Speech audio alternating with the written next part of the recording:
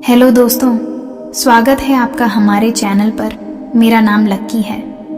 मैं गांव से पढ़ाई पूरी करने के बाद शहर में पढ़ाई करने के लिए आया था।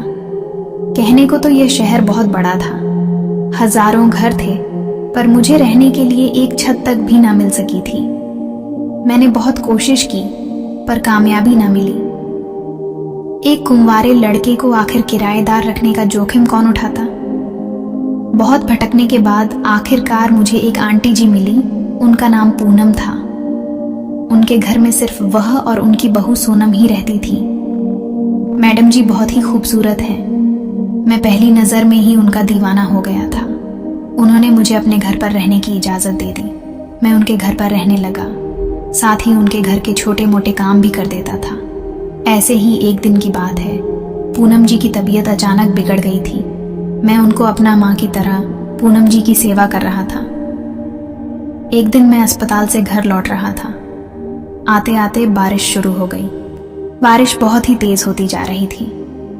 जैसे ही मैं घर पहुंचा तो दरवाज़ा खोलकर भीतर दाखिल हुआ। आंगन का नज़ारा देखकर मैं अपनी सुध बुद्ध भूल गया। सोनम जी लहंगा और ब्लाउज पहन के बरसात के पानी में नहा रही थी, और वह भी कपड़ों में। उनका सौंदर्य और भी गजब दिख रहा था। मेरे अंदर बहुत कुछ होने लगा था। यही वजह थी कि मैं देर तक सोनम जी को निहारता रह गया।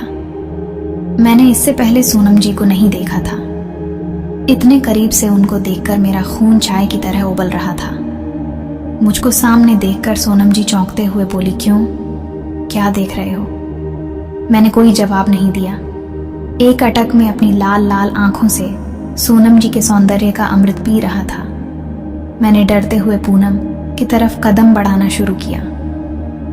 जब मैं उनके पास पहुंचा तो डरते हुए मैंने उनके हाथ को पकड़ने लगा। फिर मैंने उनके गालों को चूम लिया, और वह भी मेरे गालों को। सोनम जी ने कोई विरोध नहीं किया।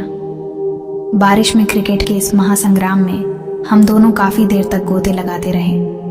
फिर जब अलग हुए तो हम दोनों शर्म से एक दूसरे से नजरें तक नहीं मिला पा रहे थे और अपने अपने कमरे में चले गए। फिर मैं कुछ देर के लिए सोचने लगा, मैंने यह क्या कर दिया?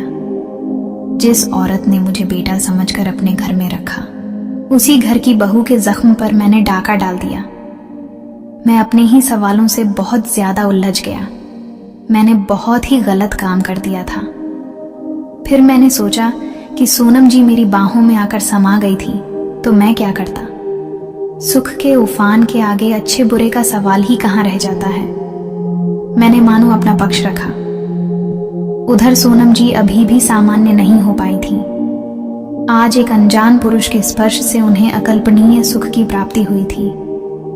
ऐसा आनंद तो उसे आज तक उसका कारोबारी पति भी नहीं दे पाया था। फिर उन्होंने चाय बनाई और ट्रे में रखकर मुझको देने चली आई। मैं सोने की तैयारी कर रहा था।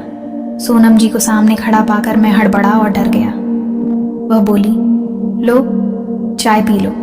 पानी में इतनी देर भीगने के बाद चाय पीना ठीक रहता है। मैंने कुछ भी नहीं कहा। फिर सोनम जी ने कप आगे बढ़ाते हुए मुस्कुराकर देखा। सचमुच चाय अच्छी बनी थी। रात के खाने में सोनम जी ने मेरी मनपसंद सब्जी बनाई। उन्हें मेरी पसंद सब्जी का पता चल गया था। यहाँ तक कि दाल सब्जी मिठाई में मुझे क्या क्या पसंद है उसकी बाकायदा लिस्ट सोनम जी ने बना रखी थी।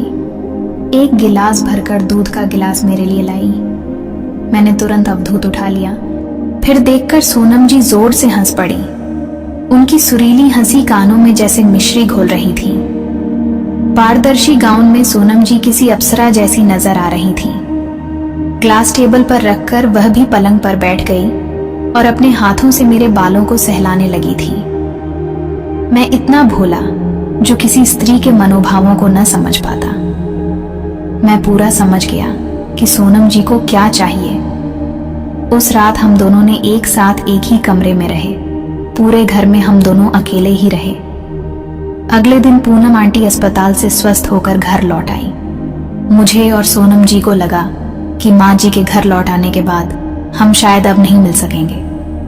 पर देश की भाषा जब देश की दूरियां तक लांघ जाती है तो फिर यहाँ एक ही घर में रजामंदी के साथ मिलने में क्या मुश्किल आती। अब तो हालत ये थी कि जब दिल करता मैं सोनम जी को अपने कमरे में बुला लेता और उसके साथ जबरदस्त छक्के चौके लगा लेता।